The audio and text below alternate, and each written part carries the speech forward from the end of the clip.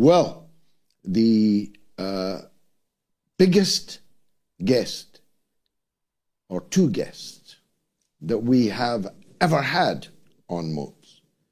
are both American military men. One is Scott Ritter, but the biggest one of all is Colonel Douglas Macgregor, a retired U.S. Army colonel, an author, and a former Pentagon advisor. And if only he was in the Pentagon now, the world might not be trembling on the brink of new and more catastrophic conflicts. But we are, and we are lucky to be guided by the wisdom of Colonel Douglas Macgregor, who joins me now.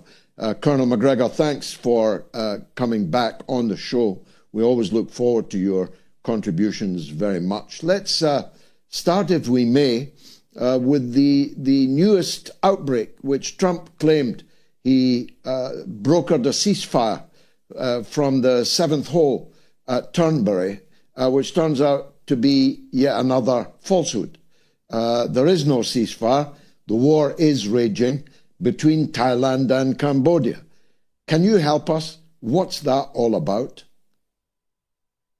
I think the truth, as far as I can tell, is that both nations, the Thais and the Cambodians, have good relations with China. There has been an attempt to somehow or another implicate China in the dispute. That's simply untrue. There is evidence that we have aggravated the situation.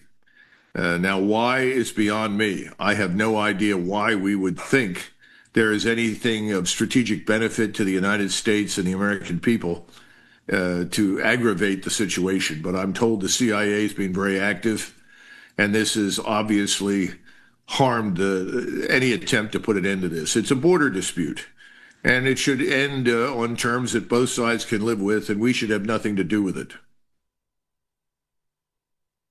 Is it just a kind of computer game that they're playing, sowing as much discord in the world, around the world, in various and very far-flung theaters, in order that Trump can claim that he's solving them?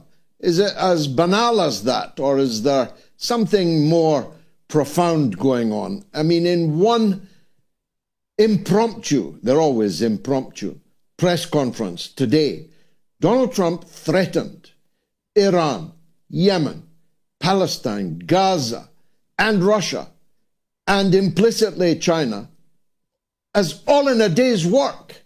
What is driving all this, Colonel? This is a very important question. It's one that I've been wrestling with for some time. I think we have to understand something. As much as everyone wants to impute leadership and authority to President Trump, I think he's really the creature of the top 1%. In other words, you've got to look at the interests of Wall Street, as well as the City of London banks, who are joined at the hip with Wall Street. You have to understand that the CIA, the Mossad, and MI6 are all closely integrated. You have to understand that there are other elites that may not be part of the banking elite, but are nevertheless interested in subversion and destruction. And they are advocates for perpetual conflict on the assumption that we benefit from it. You can't look past the truth that we have failed miserably in Ukraine. That's abundantly clear. There is no winning anything in Ukraine now. Russia has come out on top. Russia will end this conflict on its own terms. Governments in Europe are going to change. You've seen that start where you are. I think it's going to happen across much of Europe. The globalist elites, if you want to call them that are part of this top 1%, are losing badly in that arena. So what do? You turn to the other area where there are enormous oil and gas resources as a means of compensating yourself for the loss you've taken in Ukraine. Remember, the idea behind Ukraine was let's dethrone Putin. Let's regime change Russia. Then we can rape it, strip it of its resources, divide it into smaller parts. That's now the plan for Iran.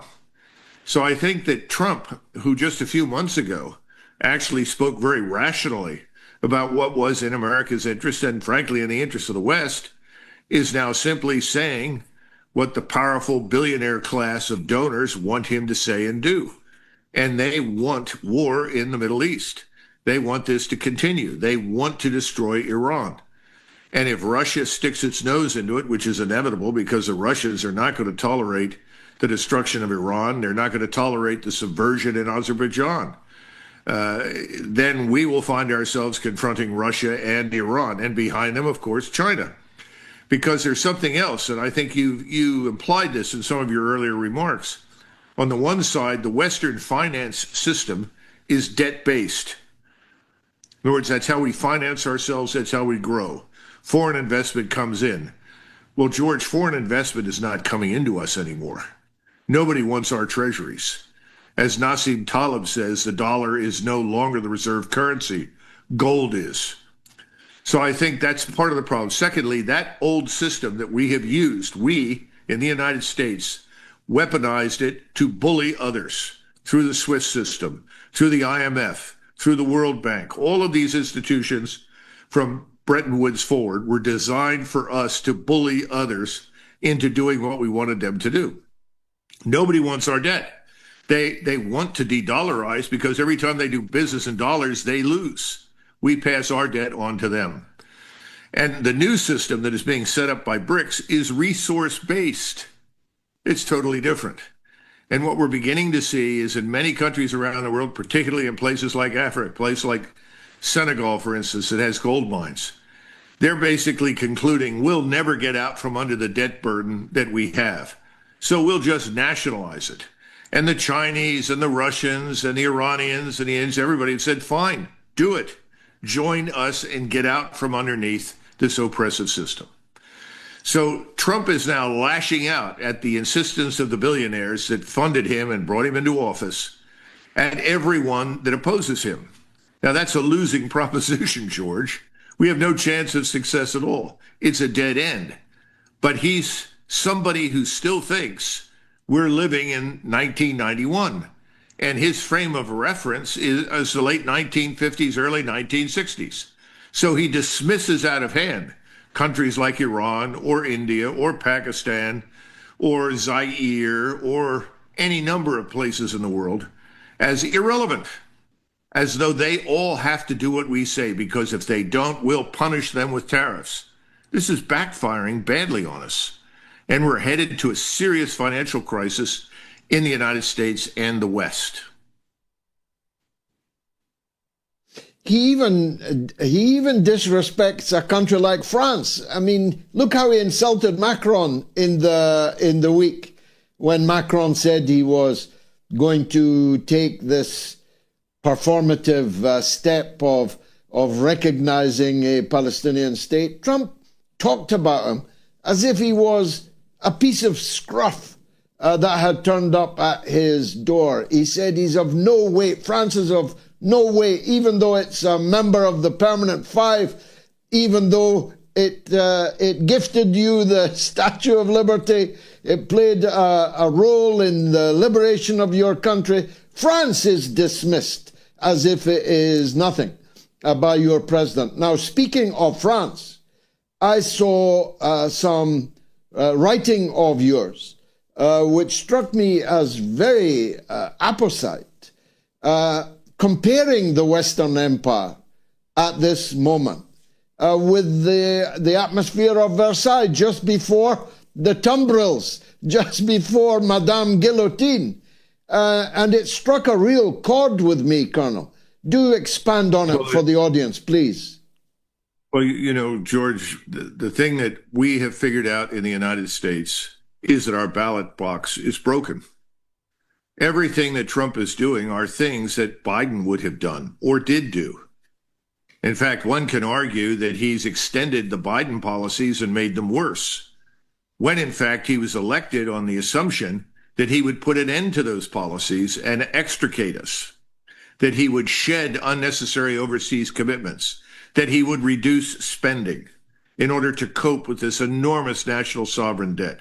What's he done? He's done the opposite. What has Congress done? The same thing, the opposite. The uniparty is now in the hands of these multi-billionaires that decide policy. And right now, policy says we've got to go to war with people. We have to defeat them and bring them back in line. It's not possible. Militarily, we can't do it. We're already overstretched and overwhelmed. We're broke financially. We're not going to scare anybody or threaten anybody into investing in our country by buying treasuries. It's not going to happen. So the American people do not understand the intricacies of the financial system, but they figured out it doesn't matter who you vote for. You get the same kind of fool and maniac. People say often, well, it doesn't matter who you vote for, you get John McCain. Well, John McCain was a hell of a lot more rational than what we're seeing right now. So I hate to say that about John McCain because I met him and knew him. He was a very nice person, and I didn't agree with everything he did, but he was rational. The point is that this is not rational anymore. And he doesn't seem to care because I don't think he understands the true state of affairs. He does not understand that we do not have limitless military power. He does not understand that the world desperately needs us. It doesn't. Our market is not the only game in town. China is the principal market. It's going to be the principal market for a very long time. And everybody forgets that for 2,000 years, China, for the most part, was the richest country in the world. China is simply regaining the position that it once had. You can go to the Shanghai Gold Exchange.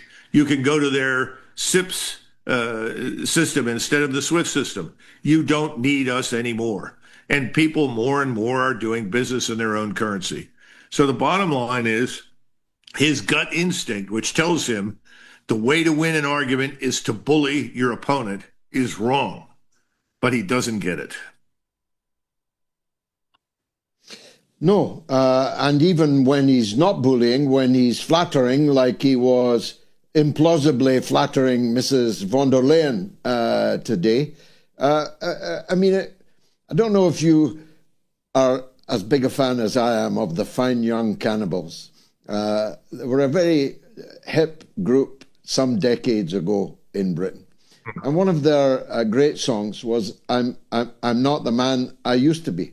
I'm not the man I used to be. You're not the man you used to be. And Donald Trump is showing me daily now that he's not the man he used to be even 10 years ago, maybe even less time ago than that. I see a physical and mental decline in Donald Trump. And that means the second US president in a row doesn't have all their marbles, doesn't have all their spoons in the hamper. And I'm wondering if this is at all dawning on the American public. Oh, I think it has. And that's why I say Americans are increasingly convinced that the ballot box does not work. Now, that's very dangerous, George, if you stop and think about that for a minute. I mean, those of us who are serious about our American citizenship, those of us who have served our country, I mean, there are millions of us, and to finally conclude that voting is an utterly pointless affair means that our republic, for all intents and purposes, is a facade, a fraud. That's a very dangerous place to be. That is more and more widely accepted inside the United States. This bodes ill, especially as you go into a financial crisis and stop and consider what happens if we're stupid enough, and I mean stupid, to provoke a wider war with Russia and China as well as Iran. That makes no sense at all. We're not prepared for that. We don't have the missile stocks. We don't have the munitions factories. We don't have the production base. And yet I hear the popular propaganda that comes out of the administration is China, that's the real enemy. They harmed us. We lost our production base to China. Well, China didn't rob us of our manufacturing base. That was the CEO class and their shareholders. They shipped it overseas. They were the ones that destroyed America's middle class. But that plays well. I don't know how much longer it will play well, but that's the sort of thing people are resorting to try and hold things together.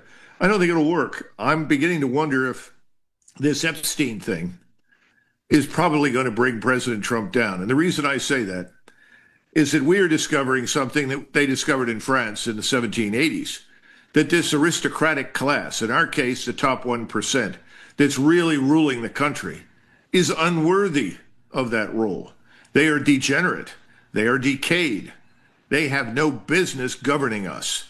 And they do so exclusively because they control the financial system. These are not Rockefellers who built oil industries. These are not people that built plate glass industries or automobiles. Those people are gone. The only one that can arguably say that he's built anything lately is probably Musk. But the rest of it, forget it. These people are financial capitalists. They made billions through financializing the system. Transaction fee after transaction fee after transaction fee. But what does that produce for the American people? Nothing. It impoverishes us. It destroys our jobs. So that's where we are. And I think that's where the French were in 1789. They suddenly became disgusted. The one person that they believed in almost to the bitter end was the king. And it became impossible to believe him any longer. And ultimately that brought everything down. Well, a lot of people have believed in Trump. They thought he was different. And you know what they're discovering, George? He's not. He's exactly like the people we voted against. Wow. Colonel Douglas Macgregor, as always, a real honour to interview you. Thanks for joining us on the mother of all talk shows. That interview will last long and travel far.